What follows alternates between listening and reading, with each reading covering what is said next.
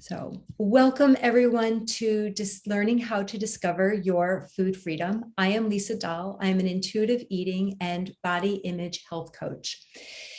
And I work with women just like you to learn how to listen, trust, and respect your body so that you can be happy, healthy, and confident at any size.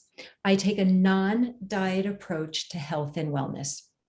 And if somebody ever told me that I was going to be a non-diet health coach, I would have said not a chance. I was indoctrinated into diet culture unwillingly when I was probably 12 or 13 years old and have been a perpetual dieter, lifetime dieter for as long as I can remember, up until a couple of years ago. And what happened was that when I shifted my career from catering to health and wellness coaching, I thought that I was going to help women learn how to lose weight. I was an expert. I had been doing it 100 times. I knew every in and out. I can do it quickly. I could do it slowly. I could do it every which way that is possible. And what I discovered when I started my health and wellness coaching and working with clients was that now not only was I stressed on the days that I was weighing myself, I started to feel the stress and the anxiety of my clients when they were weighing themselves. And I kept thinking they are working so hard at doing all these other actions and behaviors that are successful. And that number on that scale would all of a sudden derail all of the progress they had been making. And we started to remove the weight and body measurements as a way of success and progress. And because weight is not a measurement. I mean, weight is not a behavior. So we started to really focus on different ways to measure progress. How are they feeling? What is their energy like? And through this practice, I continued to further my education and came across a book called Health at Every Size by the author of Linda Bacon, who now goes by the name of Lindo Bacon, in case anybody wants to Google they, I believe, is the correct pronoun. And through reading that book, I learned about the practice of intuitive eating. And it changed my life personally and professionally. Because I didn't even know that all of my dieting was really a form of disordered eating, not an eating disorder, but disordered eating. And in our culture, dieting has become so normalized that we don't even realize that it is a form of disordered eating. And at that point, I decided that I was no longer going to be part of that culture and impose those types of rules and restrictions and the stigmatism that goes along with dieting, and that I was taking a step back, and I went down that rabbit hole of the practice of intuitive eating and mindful eating. And I really never came back. And through that practice, I have thrown my scale out. I always encourage my clients to throw their scales out, and have really shifted how I have shifted my relationship personally with my own body and food, as well as helping other women just like you shift their relationship to their bodies and their food. And an example of how I work with my clients is I have a client who's presently in my Body, Peace, and Food Freedom program. And she has been struggling with her body and food for as long as she can remember. And this past weekend, she's in the middle of a job change. Her health insurance shifted. She needed to go for an MRI, and because she had new health insurance, her claim was rejected, and she was experiencing financial stress. And it kind of all hit in one big storm over the weekend. And when we were talking in our one-on-one coaching, she shared, what the day was like, all the anxiety that led up. And then what she discovered was that how she normally copes with all of that stress, that anxiety, and all the other things that cause people to eat. She realized that it wasn't about the food, it was about how the food makes her feel. And she was able to get through this weekend with that whole storm of chaos and stress going on through her head. And she knows when things are spiraling, when all of a sudden she finds herself in the middle of the grocery store and she has 4 pints of different flavors ice cream and $200 worth of groceries in her basket to go home to make sure that she has enough food to get through her day. And she realized that she did not go to the grocery store. She didn't have all this additional ice cream, and that she picked and she snacked, which was fine because intuitive eating is not about restriction and deprivation. But she was able to ask herself those questions during the day of, what am I feeling? What do I need? She was able to sit with her uncomfortable thoughts and to be able to let them pass and to offer herself words of kindness and compassion versus going down that rabbit hole of, I'm so this, I'm so that, I can't believe I did this. And yes, the day was stressful. And she was just so excited that all the things that we had been working on, intuitive eating, mindful eating, self-care, self-compassion, that she was able to use those tools to get through the day. And she just felt that there was such a win that, yes, she still went to food because she did need some of it. And emotional eating is not a bad thing. It is how we offer ourselves care and compassion. She didn't have to go down that rabbit hole of a full-on blown out binge. And that is where we're talking about progress and not perfection, that this is not something that you can fail, you don't do it right, and you don't do it wrong.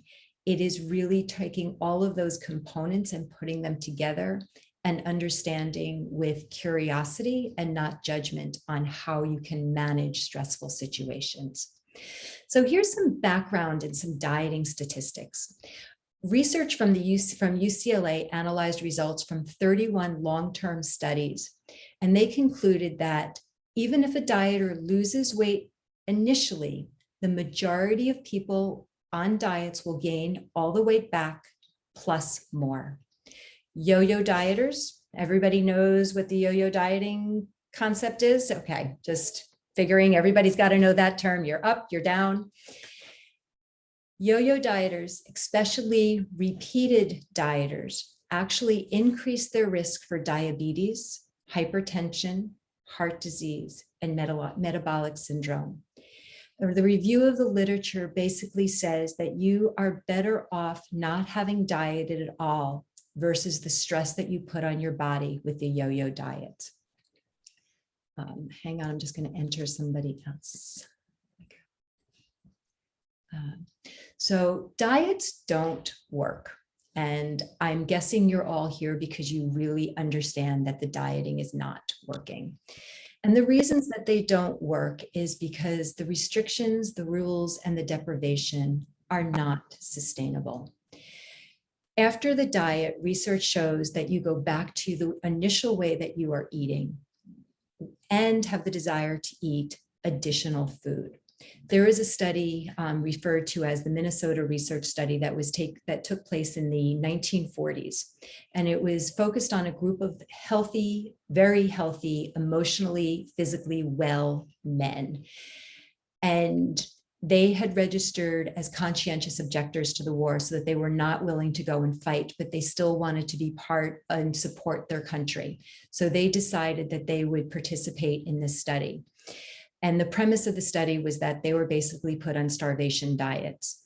And what's sort of comical is that their idea of starvation is often what we use as a regular diet, like our everyday diet. And I'm not going to share calories because that could be triggering. So when I'm talking about intuitive eating and mindful eating, I will always do my best not to talk about a number on the scale, a number on the body, the number of calories, because it has a different meaning and reaction to everybody else.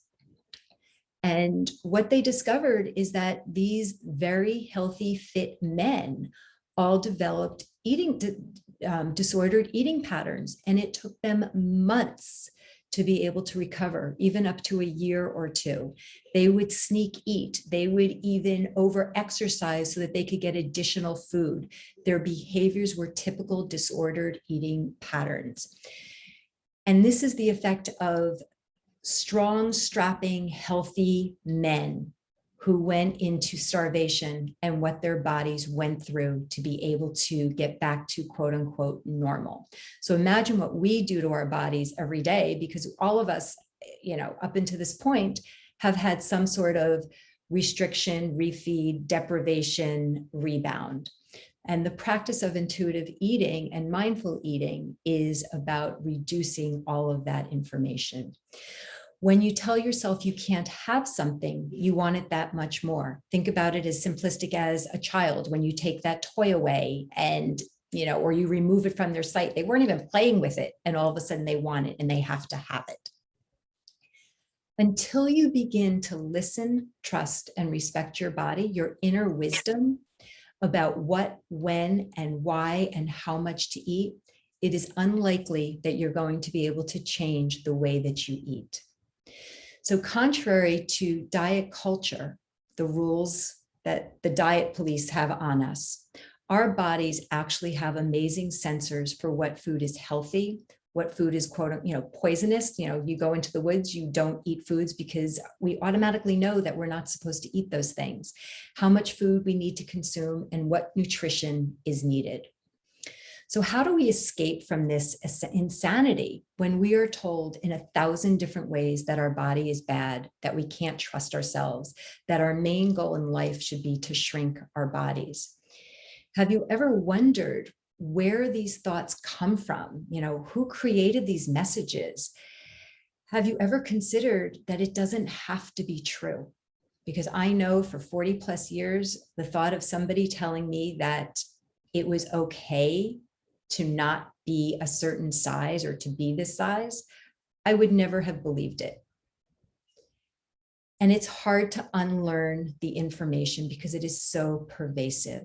It's hard to live in a fat or a larger body when in a society that deems it unacceptable. It's normal to live in fear of gaining weight. And it's normal to be fearful when you stop dieting that you're going to gain weight. So how do you discover food freedom? With all of these things stacked against you, there's actually an answer. And finding food freedom and body trust is the return of your relationship with your body and yourself that you want to be in for a lifetime. It is flexible, it is compassionate, and you are connected to your body. All of us are born with an inherent trust for our bodies. And somewhere along the way, we became disconnected from that trust. And it gets disrupted by a trauma, oppression, illness, social constructs such as gender, race, beauty, health, and weight. And as we age, we end up spending more time thinking about our bodies than being in our bodies and connected to our bodies. Can anybody even think back or willing to share where they started to lose trust in their body? Was there a defining moment? Crystal, you look like you're happy to share. Yeah, it was after my first pregnancy. Your body changed. Yeah, I think before then, diet culture had lulled me into the idea that I could control my weight, and and then after having my first child, it was just like, what happened to me? So, yeah. Yeah. Anyone else want to share? I would share. Sure. I would say that I have like a few like time points that I could think of. I could think of the fact that I grew up with parents in larger bodies, and how when I was in like probably around second grade or so, second or third grade, my mother had gastric bypass surgery, and there was a big discussion about it. I knew about it. I understood what was going on. And I was also, probably when I was, around 7th or 8th grade was probably the first time that the doctor said something, and people started saying, the doctor started saying something, oh, we need to watch the weight, the percentile, this, that. So and then, in ninth grade, I lost my grandfather and went into depression and developed an eating disorder after that. So I think that's what the time frame that I can pinpoint when things started. Yeah. And thank you for sharing. And it's a painful experience. And we don't even know that it's happening until we're so deep into that hole. And it often comes from it's done with the best of intentions, because it often comes from a parent, a physician, someone at school, the diet culture, which promotes weight loss as a means of attaining a higher status. Our culture has compelled us to think that shrinking our bodies at all costs is what we are supposed to be doing. 95% of people who lose weight gain it back. 35% of dieters leads to disordered eating. 25% of people who are dieting lead to eating disorders. And again, as I shared a few minutes ago, we have normalized disordered eating. And just because we have normalized it doesn't make it okay or healthy. And all of those things that you guys shared, that's where our body shame and our disordered eating begins. So we're going to dig into actual ways in which we can break free and gain that freedom that we all desire. And the answers are intuitive eating, mindful eating, health at every size, self-compassion, non-judgment, self-awareness. And those are the tools to discovering your food freedom, trying something different, not harder. We all think that we can beat ourselves into submission to be able to follow all of these rules and that we're going to do it better next time. Next time is over. It's time to work differently versus harder. We were all born into this world trusting our bodies. It's like we shared experiences. They didn't happen when we were infants or toddlers. We were all born intuitive eaters. We were connected to our hunger cues. We knew how to eat and how much to eat without guilt. For those of you that are parents or who have been caregivers, when you have an infant, they cry. That is their signal that they're hungry. And as a parent or a caregiver, you either breastfeed or bottle feed, whichever you chose to do. And the baby will, shut their lips tight when they're done. And as the good caregivers and moms and whatever your relationship is to that child, we know better. And we keep saying, oh, I still have milk in my breast. Let me see if I can put it in one more time. Will they still nurse? Oh, let me try that bottle. And as they get older and we start to feed them and we're playing games. And every time we do that, we are teaching our babies, our infants, our toddlers, our children not to trust our bodies. And it's done with love and intention. And I am absolutely guilty of that because it was, you want to make sure that your baby is satiated and satisfied and all of those things. Research shows that 80% of parents interfere with their child's ability to regulate their food intake. And that's done through messages of the Clean Plate Club. There's starving children somewhere. I don't know what we were supposed to do with that food, but there were starving children somewhere, and therefore we needed to eat that food. Eat this, not that. It's time, it's time to eat. We're on that regimented schedule. Finish dinner before you get dessert. And I know that I practiced every one of those statements on my children. And, it's one of those things where I have to offer myself self-compassion because I didn't know better. I was the best mom that I could be with the information that I had. And I had to laugh. I had my niece for the first time who just turned 13, and she was visiting, and we'd gone out to dinner, and she ordered food. And I think she probably had 2 bites. And then we were going to Dairy Queen. And I looked at her food and I was like, I didn't say a word. As much as I know, it was still a conscientious effort to zip it. I didn't comment on it, nothing. And I said, okay, who wants to go out for ice cream? And nobody was going to say no. And she looked at me and she says, well, I didn't eat very much. And I said, do you want ice cream? And she said, yeah. And I said, okay, let's go out for ice cream.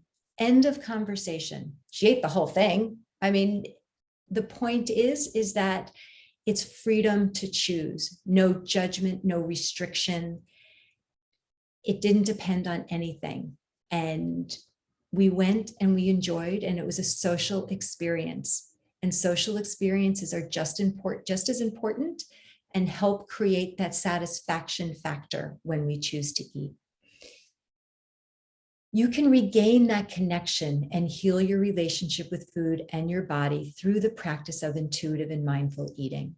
So intuitive eating was created by two dietitians about a little over 25 years ago, Evelyn Tribole and Elise Resch. And there you go. One of the best books out there. And they realized that, they were having success with their clients. And then all of a sudden, these clients kept coming back, and they started to notice that everybody who was really successful started to appear again, and that the diets weren't working. And through that, they discovered the practice of intuitive eating, which is based on instinct, emotion, and rational thought. It is a framework that's based on curiosity and not judgment. It brings together our reptilian brain that is based on instinct, the limbic brain that is based on emotions and social behavior, and the rational brain that creates our thoughts and language. So the definition of intuitive eating is that it is a personal process of honoring your health by paying attention to your body's messages and meeting your physical and emotional needs. The complete antithesis to dieting and diet culture. You become the expert on yourself. Intuitive eating will challenge your beliefs, your rules, your thoughts on what a healthy body, quote unquote, should look like. It'll help you question the labeling of good food versus bad food. It will help you learn to offer yourself self-compassion. Having compassion and viewing yourself with kindness will create a growth mindset and allow you to leave diet culture behind. It is based on 10 core principles, which are rejecting the diet mentality, which is breaking free from diet culture, honoring your hunger, because when you diet, we are not allowed to notice our hunger. That is not part of the equation. You are allowed to eat this, and you are allowed to eat that, and you are allowed to eat it at this specific time of day. It is okay to honor your hunger. Making peace with food, those foods that are on that list that you are never allowed to eat. And when you decide that that never is too long and all of a sudden you go full into a binge, how do you make peace with that food so that it no longer has that pull of needing to eat every last morsel of it? Challenging the food police, those little voices that chatter in your head every time you make a decision about what and when and how much you want to eat. Discovering the satisfaction factor, again, nothing that diet culture talks about, that you are allowed and quote unquote should have satisfaction with your food. Feeling your fullness and not being afraid to eat. Coping with your emotions with kindness. We all have heard how horrible emotional eating is. Emotional eating is actually a self-care tool that we have used to keep yourself safe and strong and resilient. When we eat, we release dopamine in our brain, and that gives us comfort. So it's really a tool that you have used that has helped you to be able to be where you are today, and that we need to remove the stigmatism of emotional eating. Respecting your body. This is our here and now body. This is our forever home. We don't have to love every visual part of our body. How do we respect it enough so that we take care of it and nourish it and speak to it with kindness?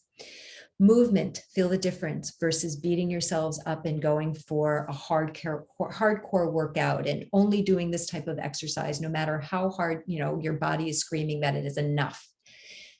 People will say, well, what is the best exercise? The best exercise movement is the one that makes you feel good and the one that you're going to continue to go back to again and again. Honoring your health with gentle nutrition.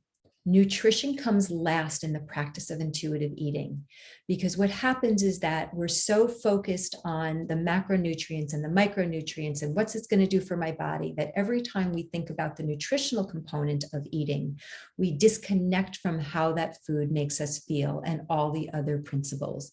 So nutrition comes last, which is always a funny concept for so many people, because the first thing they want to know is, well, tell me what to eat. I will never tell you what to eat. You are in charge of your food choices. One of the most asked questions that I do get is, will I lose weight? And the answer is simplistic. I do not know.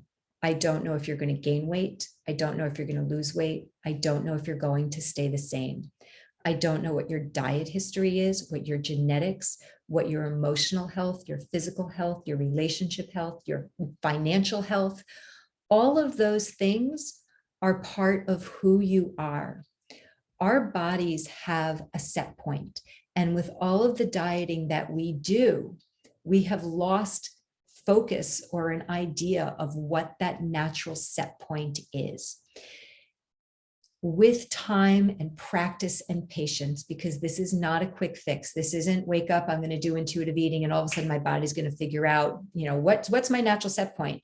We're probably talking about undoing 30, 40 years of dieting. That intuitive eating takes time, patience, and practice.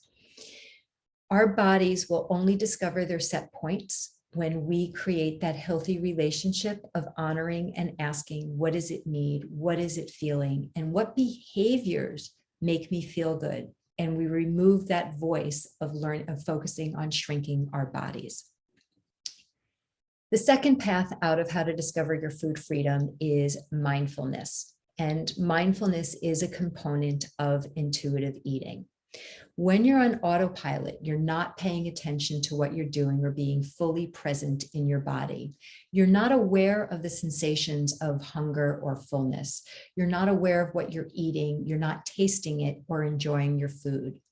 Mindfulness brings you back to paying attention in a particular way, on purpose, in the present moment, non-judgmentally.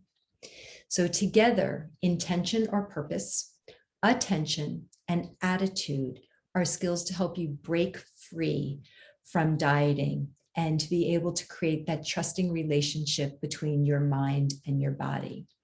So on purpose, or our purpose, our intention, an intention could be, I want to have a healthier body. I want to be able to enjoy my food more. It's a purpose or a reason that helps you keep coming back to the present moment. Paying attention or attention is we need to keep coming back to this. Our minds wander. The practice is to notice the distraction and to keep coming back to what's happening, to be in that present over and over again. It's purposely bringing ourselves back to where we are, paying attention. How does our food taste? Whether you're enjoying it, are you satisfied with it? It helps you notice, your attention helps you notice your thoughts or your feelings. So think about a small child who wanders away, and you gently take the hand of that child and you bring them back and you help them focus their attention. You want to gently bring yourself and focus your attention onto the food that you're eating so that you can be present and understand and relate to the taste and how that food is feeling within your body. A particular way, an attitude. You want to cultivate the practice of being in the present moment and paying attention non-judgmentally. And I keep, and I'm going to be talking a lot about judgment versus curiosity, because when you have judgment, it becomes into a negative curiosity and you shut down and you protect yourself. When you talk about curiosity, it gives you that growth, that ability to explore, the ability to experiment, the ability to be free. So you want to be able to shift from judgment to curiosity. So a simple acronym for mindful eating is something called BASICS, B-A-S-I-C-S. B is for breathing and belly check for hunger and satiety before you eat. A is to assess your food. S is to slow down. Who eats fast? Who eats slow? What happens in your little world? Who's the fast eaters? Raise your hand.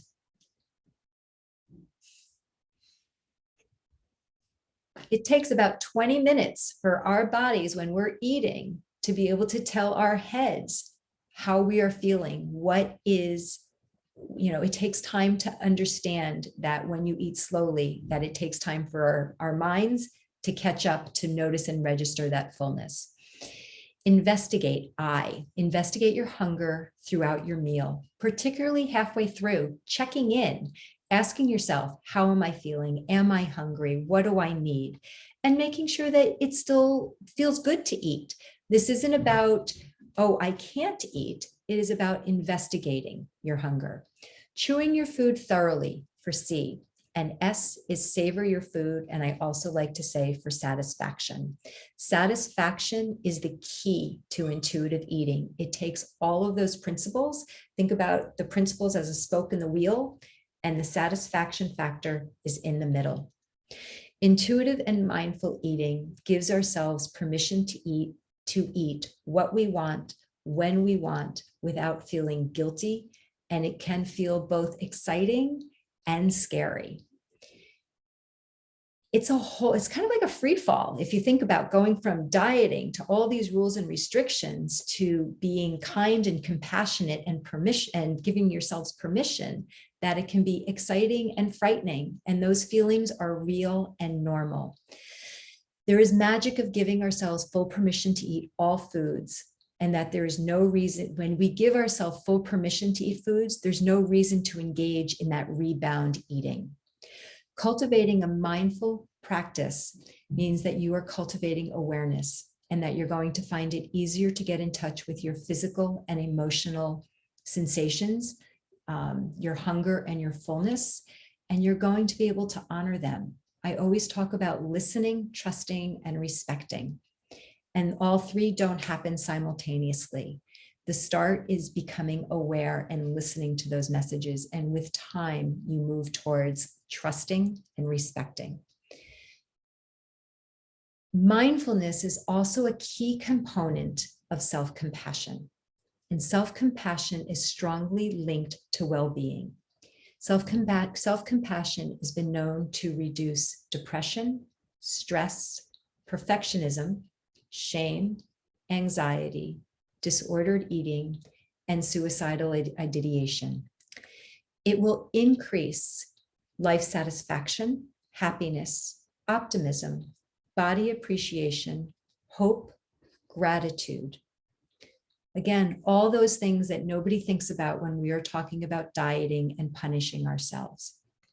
People believe that self-compassion is a belief that it is weak. Research actually shows that it is the opposite, and that it is the link to strength and resilience. And when we're talking about self-compassion, it's made up of three different components. You have mindfulness versus over-identification. So mindfulness means that you are being present.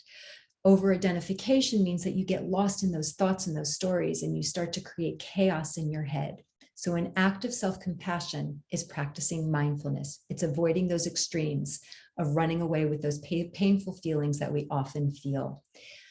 It's treating yourself with either self-kindness or self-judgment. Self-kindness is the desire to alleviate our suffering and the motivation to do something about it. When you treat yourself with care and understanding rather than harsh judgment, is an act of self-care. Common humanity versus isolation. And the best example that I can think of in common humanity is the pandemic. We all have different relationships and experiences with the pandemic. And I would find it really hard to find one person who has not had some sort of thought or feeling about being part of our pandemic. So it's seeing our own experiences as part of a larger human experience and not self-isolating. It is recognizing that life is imperfect, and we as humans are all imperfectly perfect. None of us can escape that title of being imperfect. and you are not alone. All suffering is not the same, but all human suffering is worthy of compassion. We are all in this together. Whatever that it is, you are not alone. When you're suffering alone, it can turn into self-pity and self-isolation. When you turn it into common humanity, you recreate that frame and you feel a togetherness, a connection. Compassion is a concern to alleviate the suffering, and self-compassion allows us to be with ourselves. It's a loving, connected presence. It validates our pain. It's soothing and it's comforting, and it's a way to deal with past pain in a calm and tender fashion. It's asking yourself, and these sometimes are hard questions to ask ourselves, is what do I need at this moment? Often we're so focused on everybody else's needs that we don't think about what it is that we do need, and that we are entitled to care for ourselves, that it is not self-indulgent. And asking yourselves, what do I need? What am I feeling? Those are all practices that will make a difference in your path to discovering your food freedom. We often worry about people in their self-esteem. We'll say, oh, she doesn't have any self-esteem, she needs to do this, this, and this. The greater worry is actually what is their ability to offer themselves self-compassion, because self-esteem creates comparison. To feel better when you're talking about self-esteem, you're comparing yourself to somebody else to make yourself feel better. And it creates isolation. An example is how diet culture has pit us all against each other because we're all chasing that thin ideal and we're always looking at somebody else in comparison.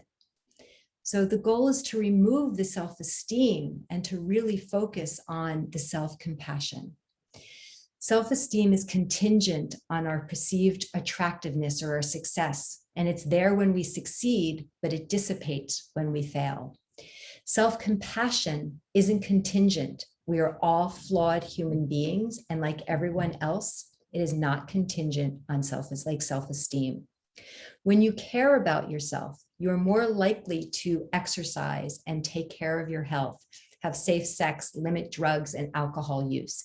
You practice better overall self-care. Self-compassion is a greater motivator than self-criticism. When you care about yourself, you want to meet your full potential. When you start degrading yourself, you lose that oomph to be the best that you can be. Not the best against anybody else, but the best of who you are is the goal. And self-compassion is not about letting yourself off the hook.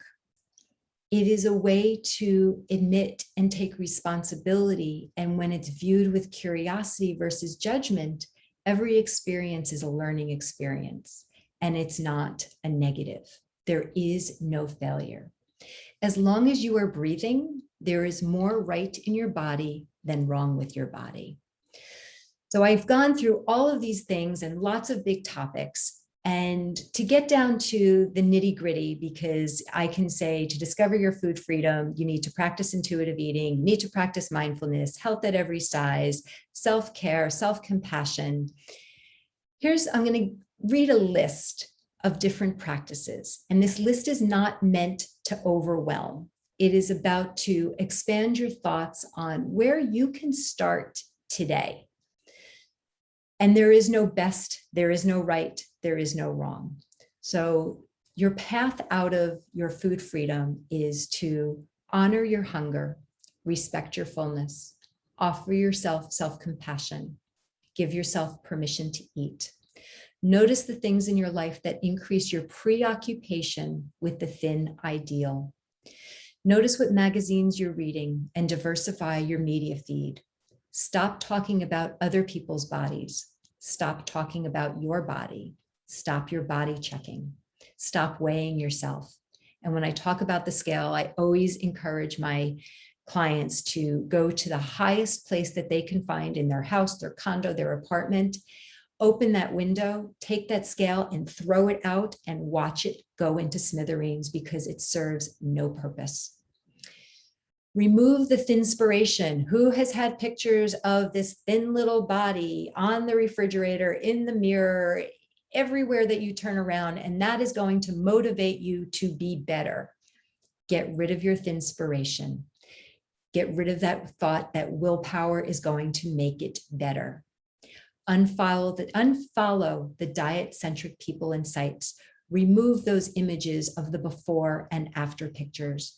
They serve no purpose. And it's unfortunate, and it makes me feel terrible to say, in 5 years from now, that before and after picture is going to be a before and after and a before again. Because the statistics show that that snippet is just a snippet in time. And all it does is create the when I am this, I am going to do that. It's time to break free from that and accept your here and now body and make the here and now body the best here and now body it can be. Practice curiosity versus judgment. What am I feeling and what do I need? Happiness is a state of mind. Body hate is learned and can be unlearned. We can rewire the way we think through neuroplasticity. Allow yourself to have bad days. We all have them. We are all imperfectly perfect. Remove the diet mentality. Restraint and deprivation can cause you to rebound and eat far beyond your comfortable levels. Letting go of dieting invites you to explore the magic of giving ourselves permission to eat and permission to eat all types of foods, including those forbidden ones. Set one goal that is not weight loss to get you started. So I know I went through a ton of information, and I'm going to share a little bit about my Body, Peace, and Food Freedom program. And then I welcome any questions. I have time, so any questions that you have about the material, about the program, please feel free to ask. So my Body, Peace, and Food Freedom program is about transforming the way that you think about your relationship to food and your body. It is one-on-one coaching with a small group experience. So what that means is that we meet weekly on Tuesdays at noon Eastern Standard Time. And then every other week, you have one-on-one coaching to take a deep dive into what is important to you, what's happening on your intuitive eating journey, where do we need to go to explore to help you continue to move forward. And the roadmap is, the first month is about the foundation of undieting, really talking about diet culture. Where are these things coming from? Where did we get these messages? How do we notice it? How do we start to put those safe blinders on and say, oh, I know that that's diet culture. I'm not going there. Building the intuitive eating muscle, learning to notice the difference between a thought, a body cue, and self-care. Third month is about understanding your emotions with compassion and kindness. And we will talk about eliminating the diet rules, understanding fullness, what it feels like for you, understanding the power of satisfaction. Again, one of the most important things that you will learn how to do is to be okay with being satisfied, because it is the heart of intuitive eating. Developing body trust through curiosity. And we'll dig deep into our emotions, building our self-care toolbox and setting the foundation with body trust through movement and gentle nutrition. You're going to learn to shift your relationship with your body and create a new body story to learn how to accept your body unconditionally, your here and now body. And you're going to discover who you are with your heart and your mind, how to discover your authentic beauty and create and celebrate your new relationship. And we end with practicing gratefulness. Things that the program really focuses on is learning to enjoy food without guilt and shame, getting rid of that good food versus bad food mentality, distinguishing between emotional and physical hunger, removing all of those diet rules that you have thought to be true. Being comfortable in your own body as you dismantle diet culture, understanding that weight does not determine good health. There are healthy, thin people, there are healthy, fat people, there are sick, thin people, and there are sick, fat people. One does not exclude the other. And how to eliminate or reduce your emotional eating. And the bottom line is to really help you learn how to listen, trust, and respect your body so that you can be happy, healthy, and confident at any size. One of my recent participants shared as a testimonial that Lisa's expertise and gentle guidance has helped me to reconnect and listen to my body again. I feel more confident in my food choices and trust my body to tell me what it needs and when. Plus, I now know how to approach situations where I'd normally be judgmental of myself and I am now offering myself kindness and compassion. This program has been truly a life changer. So the program starts Tuesday, September 14th, and I'd be happy to answer any questions that anybody has, any takeaways. So the floor is yours. Tell me how to enunciate your name. Maida. Maida. Okay. What can I help you with? So I'm just, I have the book and I have the workbook for intuitive eating. So I'm learning, I'm working with the nutritionists and stuff. I feel like I have been in this diet culture since I was 12. My mom sent me to like fat therapy when I was 12, and I was only a size 12, but to them, I was too big. And so I've been on every diet. I even had the gastric sleeve, and that didn't work for me either. So do I really, will this go away? Like now that I know different, but it's still, you know what I mean? Like it's Yes. still there. It's there. You are wondering how do I undo all of those years of hurt and pain? And it's not instantaneous, and you are not alone. And it takes time, patience, practice, connection, community, support. And can I ever say to you, oh my God, it's all going to go away? I think it gets significantly better. And with time and practice, it continues to get better. That you are not stuck in diet culture for the rest of your life. And that and you are on the right path, you are doing all of the right things. And it just takes time and coaching. It's so hard sometimes. It's like even like having conversations with people, and if it gets to where people are starting to talk about food, and like you said, oh yeah, I work out, I do this, and oh yeah, I don't eat these carbs, and so now I'm just like, I can't really talk about what I'm going through because I'm not ready emotionally to take whatever they're gonna throw back at me. And so it's just, I just feel like I feel alone sometimes, you know what I'm saying? Yes, and absolutely. And that is why I created the program where you have that small group experience, because it's all great to have the coaching and then you walk out the door and there's that big world out there. And it's so easy to get sucked in, and then you feel isolated when you don't want to participate in that conversation, because that conversation leads you back down that rabbit hole that you're trying to get out of. And when you're surrounded by a community of people who are sharing that same experience, you have a place that grounds yourself once a week and learn that you are not alone, and that there are so many people who are really trying to figure out how to make that happen for them. And my program that I created was created from my own personal experience as well as my professional experience, because I was sucked into that diet culture world since the time that I was 13 years old. I remember, when I asked the question of, do you remember when you lost trust in your body? And one of those things that stand out for me is when I was in high school, I was a freshman. So I had to be 13 or, somewhere between 13 or 14 years old. And we were standing in line and all these girls with this, that pixie thin teenager girl body that wasn't my body. and we're getting on this scale and she's telling everybody how much you weigh. And, and you're all of a sudden thinking like, I don't belong. I'm not part of this group. How do I fit in?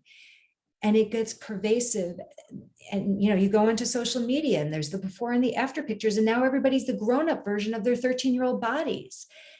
How do we change the message? How do we change the culture? How do we change it for future generations, whether we have children or not?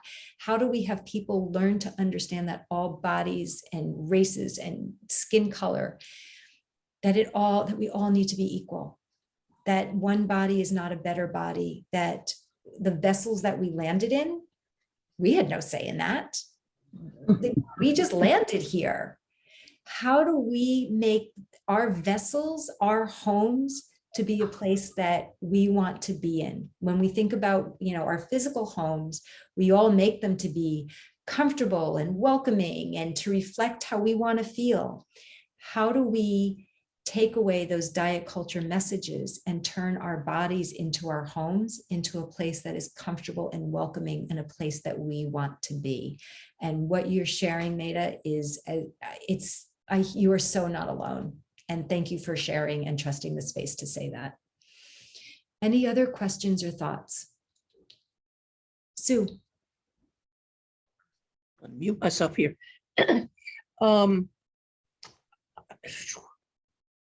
I'm trying not to get overwhelmed. Oh, well, too late. Just take a Part deep of my- breath. It's okay. Thank Just you. take your time.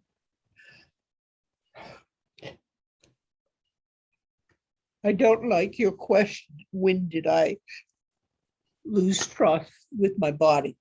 I was very, very young. And I know that work needs to continue to be with me.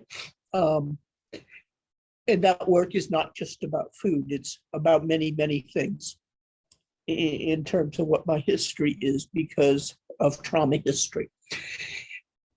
What I've also been inundated with of late is the concept that food, for me, again, I don't know for sure, is an addiction. That certain elements, sugar, flour, whatever, can work like alcohol for the alcoholic. And thus, when I hear you get to eat whatever you're, oh, panic goes off, kind of thing. Can you respond a little bit to that Yes. for me? Absolutely. Absolutely. I recently had a client who is in her early 70s, has been struggling with binge eating and has a list of foods that she will never eat. And then there's the foods that she binges on that she kind of has that love-hate relationship with, and has been struggling with food since she's probably, under 10. And with the practice of intuitive eating, when you're ready, it's not like somebody saying today's the day you're going to make peace with food. We're talking about a process, and it's called the practice of habituation. And with the practice of habituation, it is the unconditional permission to eat food. So the example I'm going to give is that she would buy packages of shredded mozzarella cheese. And she would say, okay, I'm reading the package. I know I'm only allowed to have a quarter of a cup. Well, that quarter cup goes pretty damn quick. Quarter cup is not very big. And she would only buy one bag at a time. And she would plow through that one bag. And then she would go out to the store and she'd go out and get another bag. And it was this continual process. And I had been working with her for a long period of time. And last month, she finally got to the point and she said, okay, tell me about this habituation thing. Like you've mentioned it, you've kind of sprinkled it in there. And the practice of habituation is about unconditional permission to eat, where you go out and you buy or have access to that fear food and you eat it when you are not starving, not when you're in the middle of a binge. It is a controlled time frame but you go out and you buy as much cheese or whatever that food is that you think you're going to need today, tomorrow, next week, you're going to stock up. And she stocked up on this cheese. And a week later, she sent me an email and she's like, it's a paradox. She's like, I don't get it. She said, I have all this cheese in my house. And all of a sudden, it's not so appealing to me. Like, I ate it, and sometimes I eat more than I want to, but I'm not eating the bags of cheese and going out to the supermarket. And when it is there, I'm starting to, I've noticed I have an entirely different relationship with cheese for the first time in 50 years. So it is, and as I said, we're not talking about all of a sudden you're going to magically bring food into your house and it's going to be this peace process. I want to always be very clear that this is not a quick fix. This is not a magic diet, that it takes time, patience, and practice. And when you are ready, we go through the practice of habituation. And that is, again, at a time where you are nourishing your body and you haven't skipped breakfast, because if you eat breakfast, all of a sudden you're going to eat all day. We're talking about when you are nourishing your body on a regular basis and your space is calm and it's quiet, and it's a time that you are ready to practice, that there is a meditation to go along with that. And it's step by step learning to make peace with food. So did that answer your question, or do you have a follow-up question to better help you understand that? No, that's a phenomenal process of what you described right now. I can't imagine doing that with certain foods.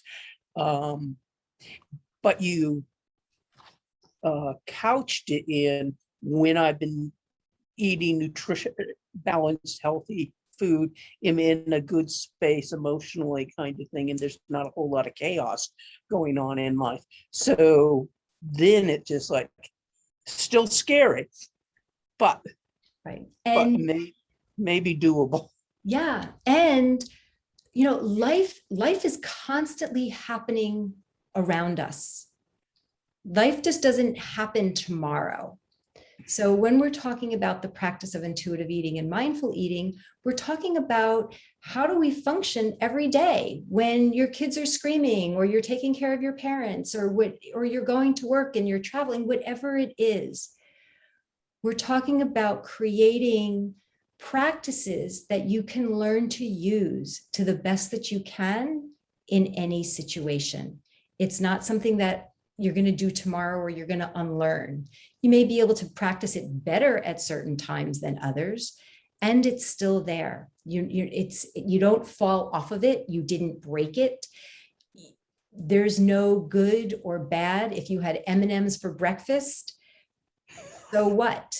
It doesn't mean that you have to have M&Ms and Snickers for lunch unless you choose to do it mindfully and in the present moment, and understand why and how you're making those choices. And sometimes you can say, okay, I know I'm stressed. I know I'm doing this, and I'm going to eat because this is what's going to make me feel better at this moment in time. And you have created that first step of awareness. Awareness is power. And that is one of the beginning parts of the intuitive eating journey. Any other thoughts or questions?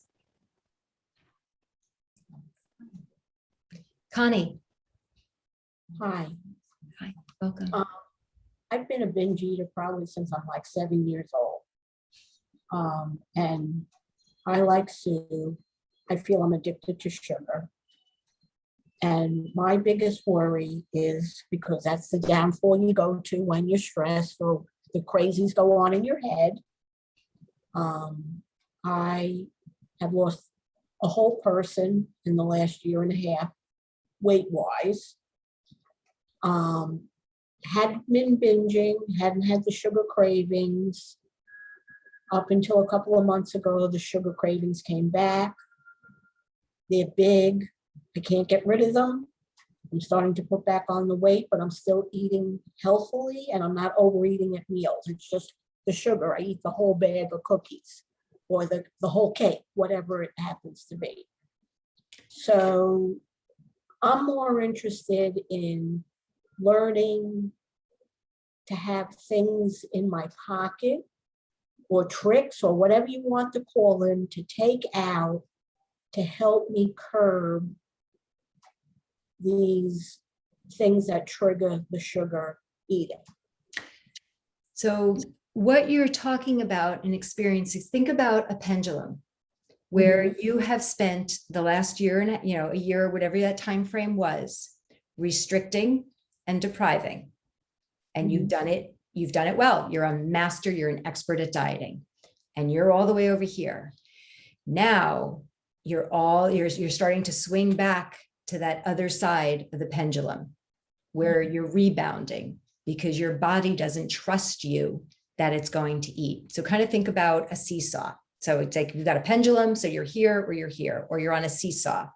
When you deprive, your guilt goes down. You're good. Then all of a sudden you start to be here. And then the better you are, all of a sudden, because you have a little freedom, the deprivation band breaks and you start to eat and your guilt goes up. So it's trying to, through the practice of intuitive eating, is learning to be able to give yourself permission to eat. And, it's the question of, will you gain, lose, or stay the same? I don't know. But when you come from that type of restriction and deprivation, your body doesn't trust you. And your body's smart and saying, I need to eat. Doesn't really matter. Your willpower, irrelevant. Your natural instincts in your body are taking over, and it is normal. And it's how do you start to make peace with food so that you don't deprive and have to refeed to the quantities where you're going on to binging. How do we normalize that process? And that's part of the practice of intuitive eating. And what you are experiencing is painful and it's hard. And unfortunately, it's normal in the diet cycle. So hopefully, did that answer your question? I mean, it's not a black and white of, oh, just do this, because then I'm going to put you back into diet culture and say, oh, don't eat this, don't eat that. Here's your meal plan. And I'm sorry that I can't do that for you. I can help you work through what do you need, what are you feeling, and how do we create balance so that you have other tools in your toolbox besides food. Right. That's what I'm really interested in, having tools. Exactly. And will I ever be able to just eat 2 cookies? Yes. I can't say black and white, but I do believe that through this practice of self-care, self-compassion, mindfulness, and intuitive eating, yes. And there's going to be times where you're going to still eat a box of cookies, and there's going to be lots of times where you can have 2, and it's going to feel good because you're going to notice how your body feels and not focusing on shrinking your body. And yes, who doesn't love black and white cookies? Thank you, Esther. Any other thoughts or questions? I just have one more thing. Sure, absolutely. The bottom line is, well, it's a couple of questions. You talk about a small group, so you have to hope this small, I'm assuming you pick the small group. What if people drop off to the group? What happens with the support system that way? And of course, everybody wants to know what this costs and all those other things. I'm happy to share all that information. So okay. The cost is for a 6-month program for once a week, small group, and every other week, one-on-one coaching is $2,999. And I do have a monthly payment set up. Small group is no more than 10. Because I really want people to have that attention. It could be as small as 3 or 4, it could be as big as 10. I don't know, because I'm just starting the process of introducing what the program is about. So there is a commitment to show up. I have people in my group right now, nobody has dropped out, and they still have 2 months left, but it is a financial commitment that needs to be honored. So I would feel terrible for somebody to leave and not get their value of what they're putting into it. But that is a personal choice that I can't guarantee, but my clients do stay with me, has been my history. Did I answer your question? What other question did you have? That was it, but thank Okay. you. Oh, you're welcome. I have to go. Okay, Okay. thank you. You're welcome. Nice to meet you, and I hope to see you again. Bye. Bye-bye. Any other questions? All right, so thank you so much. I'm offering next Thursday, September 9th, I'm doing a book club night on The Body Is Not an Apology by Sonia Renee Taylor. And it's going to be really conversation and talking about the book and how it relates to diet culture and the practice of intuitive eating. And I hope that you will all join me. And if you have any questions or would like to set up a discovery call, please feel free. You will be receiving my contact information. So thank you so much for joining, and I look forward to seeing you all again.